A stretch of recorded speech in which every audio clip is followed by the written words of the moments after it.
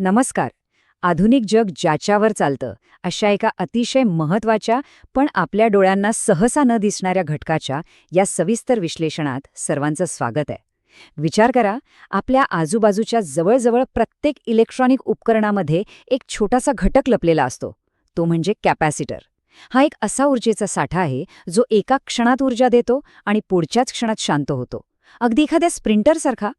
तर आज आपण या अदृश्य शक्तीची सर्व रहस्य उलगडून बघणार आहोत. आजच्या या प्रवासात आपण काय काय पाहणार आहोत ते थोडक्यात पाहूया.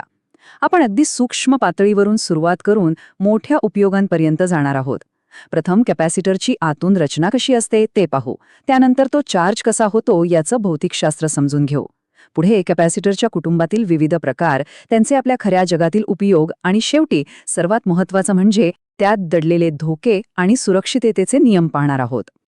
बरं, तर चला सुरुवात करूया आपल्या पहिल्या भागापासून, कॅपॅसिटरची रचना आणि त्याचे मुख्य घटक. कॅपॅसिटरचं मुख्य काम काय, तर विद्युत ऊर्जा साठवून ठेवणं. आता या साठवणुकीच्या क्षमतेलाच आपण कॅपॅसिटन्स असं म्हणतो आणि हे फॅरेड्समध्ये मोजलं जातं. हे काम कसं चालतं, तर याची रचना अगदी साधी असते. यात प्रामुख्याने 2 वाहक प्लेट्स असतात, ज्या साधारणपणे धातूच्या बनलेल्या असतात. आणि सर्वात महत्त्वाची गोष्ट म्हणजे या 2 प्लेट्सच्या मध्ये एक डायइलेक्ट्रिक नावाचा अवाहक पदार्थ असतो. हा डायइलेक्ट्रिक पदार्थ या 2 प्लेट्सना एकमेकांना चिकटू देत नाही, तर तो एका मजबूत भिंतीसारखा उभा राहतो. आणि याच भिंतीमुळे आत एक अत्यंत शक्तिशाली आणि तणावपूर्ण विद्युत क्षेत्र म्हणजेच इलेक्ट्रिक फील्ड तयार होतं. आता तुमच्या मनात येईल की ही साठवलेली ऊर्जा मोजायची कशी, तर त्यासाठी हे समोरचं सूत्र बघा. E बरोबर 1/2 CV चा वर्ग. हे सूत्र आपल्याला स्पष्ट सांगतं की साठवलेली ऊर्जा ही कॅपॅसिटन्स आणि व्होल्टेजच्या वर्गाच्या समप्रमाणात असते. याचा सोपा अर्थ असा की आपण व्होल्टेज थोडं जरी वाढवलं तरी साठवलेली ऊर्जा अक्षरशः प्रचंड वेगाने वाढते. म्हणूनच हे अत्यंत जलद गतीने काम करणारं तंत्रज्ञान मानलं जातं. आता वळूया दुसऱ्या भागाकडे, चार्जिंगचे भौतिक शास्त्र आणि सूक्ष्म पातळीवरील त्याचा प्रवास.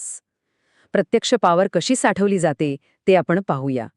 जेव्हा आपण याला बॅटरी जोडतो तेव्हा नेमकं काय होतं, तर इलेक्ट्रॉन्सचा अक्षरशः पूर एका प्लेटवर येऊन धडकतो. पण मघाशी आपण पाहिलेली डायइलेक्ट्रिकची भिंत त्यांना पुढे जाण्यापासून अडवते.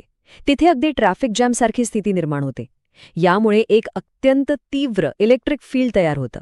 आता गंमत बघा, बॅटरी काढली तरीही ही ऊर्जा आतल्या आत स्प्रिंगसारखी ताणून ठेवलेली असते. आणि जेव्हा आपण एखादा बल्ब किंवा लोड जोडतो तेव्हा हे सगळे अडकलेले इलेक्ट्रॉन्स एका क्षणात वेगाने मोकळे होतात आणि आपला बल्ब प्रकाशतो.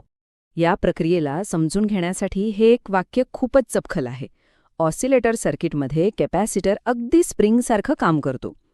ज्याप्रमाणे आपण एखादी स्प्रिंग दाबून ठेवतो तेव्हा ती प्रचंड ऊर्जा साठवते आणि सोडल्यावर तीच ऊर्जा वेगाने बाहेर फेकते. अगदी तसंच कॅपॅसिटर इलेक्ट्रोस्टॅटिक फील्डच्या रूपात ऊर्जा साठवून ठेवतो आणि एका तात्पुरत्या बॅटरीसारखा काम करून ती ऊर्जा गरजेनुसार एका क्षणात बाहेर टाकू शकतो. भाग 3, सूक्ष्म पातळीवरून आता आपण थोडं बाहेर येऊया आणि सर्किट बोर्डवर दिसणाऱ्या कॅपॅसिटर्सच्या प्रकारांबद्दल म्हणजेच घटकांच्या वर्गीकरणाबद्दल जाणून घेऊया. कॅपॅसिटर्सचे प्रामुख्याने 2 मोठे गट पडतात. पहिले म्हणजे ध्रुवीकृत किंवा पोलराइज्ड कॅपॅसिटर्स. यांना निश्चित अशी धन आणि ऋण टोके असतात, ॲनोड आणि कॅथोड. सर्किटमध्ये जोडताना त्यांना योग्य दिशेने जोडावं लागतं, नाहीतर गडबड होऊ शकते. आणि दुसरे म्हणजे अध्रुवीकृत किंवा नॉन पोलराइज्ड कॅपॅसिटर्स. यांची टोकं तुम्ही कशीही अदलाबदल करून जोडली तरी चालतात. हे 2 प्रकार डोक्यात पक्के बसले की सर्किट डिझाईन समजायला खूपच सोपं जातं. आता हे जे धातू आहेत ना, ॲल्युमिनियम, टँटलम आणि निओबियम यांच्या ऑक्साईड स्तरांचा खेळ खूपच रंजक आहे. या धातूंवर अत्यंत पातळ ऑक्साईडचा थर असतो जो डायइलेक्ट्रिक म्हणून काम करतो. या थराची जाडी आणि त्याचं ब्रेकडाऊन व्होल्टेज हे ठरवतं की तो कॅपॅसिटर किती सुरक्षितपणे काम करेल.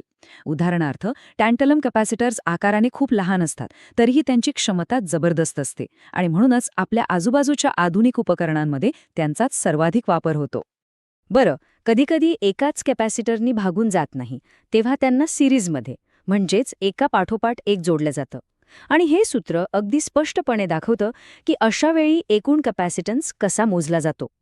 सिरीजमध्ये जोडल्यास एकूण क्षमता वाढण्याऐवजी कमी होते, पण त्यांची व्होल्टेज हाताळण्याची ताकद मात्र लक्षणीयरित्या वाढते. उच्च दाबाच्या सर्किट्समध्ये हाच फंडा अत्यंत उपयोगी पडतो. वर्गीकरणाचा आणखी एक प्रकार म्हणजे फिक्स्ड आणि व्हेरिएबल कपॅसिटर्स. नावावरूनच तुमच्या लक्षात आलं असेल, फिक्स्ड कपॅसिटर्सची क्षमता फॅक्टरीतच फिक्स केलेली असते, ती आपल्याला बदलता येत नाही. या उलट व्हेरिएबल कपॅसिटर्समध्ये प्लेट्समधील अंतर किंवा त्यांचा